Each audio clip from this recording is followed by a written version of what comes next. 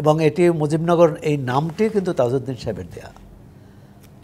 জিজ্ঞেস করা হয়েছিল যে এই রাজধানী কোথায় হবে বা যেখানে শপথ অনুষ্ঠান হলো, সাংবাদিকরা জিজ্ঞেস করছিলেন, তিনি বলেছেন এই জায়গার নাম হবে মুজিবনগর। ৭১-এর যুদ্ধটা ছিল বাঙালির দীর্ঘ রাজনৈতিক জীবনের অনন্য ঘটনা। এই ঘটনার সাথে আগের এবং পরের ঘটনা মেলানো যাবে না। আওয়ামী লীগ সরকার মুক্তিযুদ্ধের চেতনা ধারণ করে, মুক্তিযুদ্ধের পক্ষের শক্তি, কিন্তু এখানে আমার সঙ্গে যে দুজন অতিথি আছেন তারা তো কেউ আওয়ামী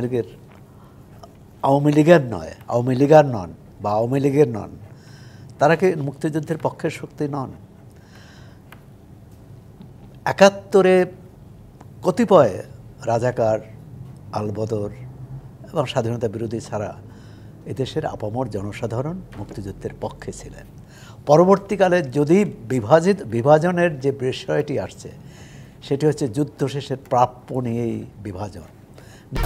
১, ২, ৩ ঢাকায় জমি জিতে নিন ১০০% ক্যাশব্যাক সহ ২০ কোটি টাকার পুরস্কার।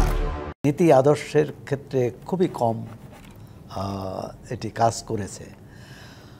মুজিবনগর সরকার অবশ্যই আমাদের স্বাধীনতার সংগ্রামের একটি অধ্যায়ে তারা নেতৃত্ব দিয়েছেন, কিন্তু আমাদের স্বাধীনতা সংগ্রামটা ৯ মাসের মধ্যেও কিন্তু সীমাবদ্ধ নয়।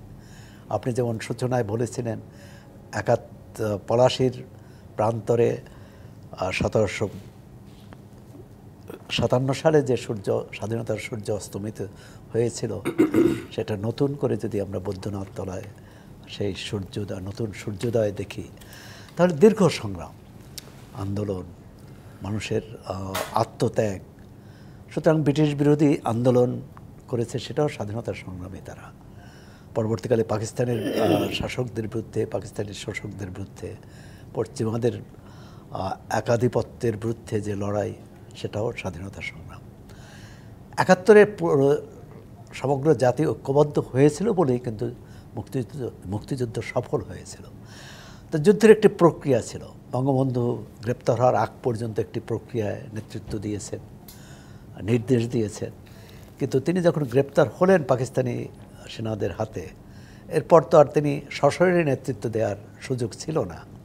তখন তার যারা সহযোগী, সৈয়দ নজরুল, তাজউদ্দিন আহমদ এবং অন্যান্য, তারাই কিন্তু এই মুজিবনগর সরকার গঠন করেন। এবং এটি মুজিবনগর এই নামটি কিন্তু তাজউদ্দিন সাহেবের দেয়া।